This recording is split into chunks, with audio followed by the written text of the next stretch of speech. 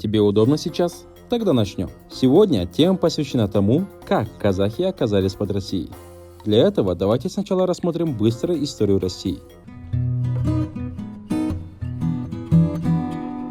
В 13 веке существовала Киевская Русь. Ну как существовала? Она делилась между собой на княжества, и у них не было единой армии. Этим и воспользовался Чингисхан и его внук Бату, завоевав княжество Киевской Руси по очереди, и платили русские дань Золотой Орде в течение 240 лет.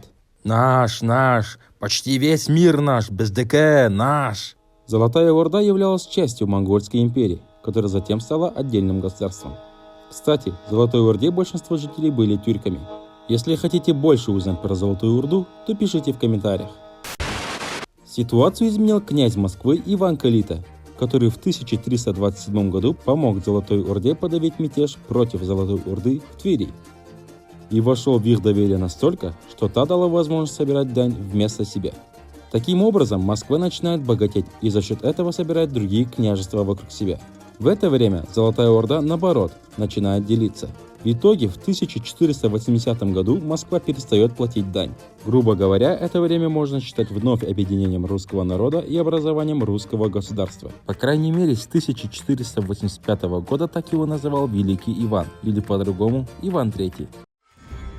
Иван III, Божьей милостью, великий господарь русской земли, великий князь Иван Васильевич, царь всей Руси, Володимирской и Московской, и Новгородской, и Псковской, и Югорской, и Вятской, и Пермской, и иных. Немного ранее образовывается Казахское ханство, и почти с тех времен казахи и русские начинают быть соседями. Таким образом, начиная с конца 15 века и с начала 16 века, оба государства начинают расширяться и сотрудничать друг с другом, ведут торговлю и даже заключают военные сделки. В 16 и в 17 веках Казахское ханство развивалось и расширялось. Вроде бы зависимостью вовсе и не пахнет, но дальше случается это. Джунгары. Джунгары для казахов наподобие танца для мстителей. Начиная с середины 17 века джунгары активно совершали набеги на казахскую землю. Вначале им дал отпор Джангир-хан, затем он умер, и казахи начали делиться. Джунгары воспользовались этим и начали нападать в это время еще сильнее. Но тут появляется Тауке-хан, собирает казахов и дает отпор джунгарам. Затем и Тауке-хан умирает, и казахи снова начинают делиться, и джунгары снова усиливают свои набеги. С 1723 по 1727 года джунгарское нашествие было самым жестоким. Это событие называется Ахтабан-Шубарында, или Годы Великого Бедствия. В это время, в 1726 году, хан младшего Жуза Абулхаир и просит помощи у России, но те отказывают, так как у них у самих была война со Швецией. Кстати, это не тот самый Абулхаир, от которого ушли Кирей и Женевек. То было в 15 веке, а это в 18 веке. Хан младшего Жуза Абулхаир был изображен на купюре 50 тенге. Интересный факт. Когда вышла купюра 50 тенге, то на нее можно было купить $9,5. В 1726 году Абулхаир просит помощи у России, но они отказывают. В 1730 году казаки собирают единую армию во главе с Абулхаир-ханом, наносят сокрушительное поражение джунгарам. Но после победы казахи не объединяются, а вновь расходятся. Тогда и Абулхаир вновь попросил помощи у России, только уже не военную помощь, а просьбу о присоединении младшего Жуза к составу России.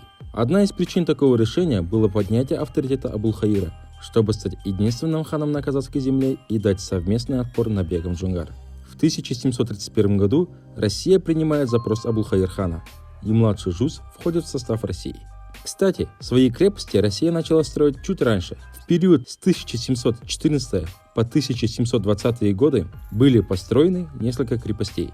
И такие, как Усть-Каменогорская, Семипалатинская и Коряковская, это Павлодар, превратились в большие города. Это было сделано по нескольким причинам.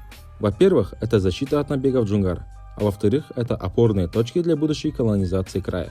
После принятия младшего Жуза в состав России крепости начали строить возле реки Жайық, а из-за того, что казахи не объединились, джунгары вновь собрались силами и начали атаковать. Именно из-за этой причины в 1740 году Средний Жуз принимает подданство России. В 1741-42 годах нашествие джунгар было очень сильным, и казахский народ страдает не меньше, чем в годы Великого Бедствия. Россия же начинает бояться за свои крепости, где были также разные рудники, и начинает укрепляться, тем самым усиливая свое влияние на казахских землях. В это время борьбу против джунгар возглавил Аблай-хан. Про Аблай-хана будет отдельный выпуск. В итоге Джунгария перестает существовать в середине 18 века. На это повлияла не только война с казахами, а также война с Китаем. Россия же после этого уже в более спокойном режиме продолжает осваивать казахскую землю, находя в ней все больше полезных ископаемых и начиная овладевать ими. Далее в казахо-русских отношениях было очень много всего. Если хотите узнать про это, то подписывайтесь на канал и не забываем ставить лайк. В итоге мы видим, что государство начинает ослабевать и терять независимость в тех случаях, когда они начинают делиться.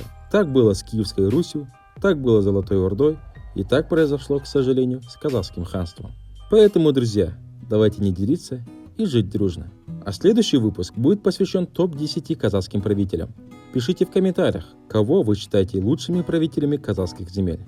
Всем спасибо, всем здоровья, всем благополучия, всем радости и всем напоминаю, Жатарда Сиевжат.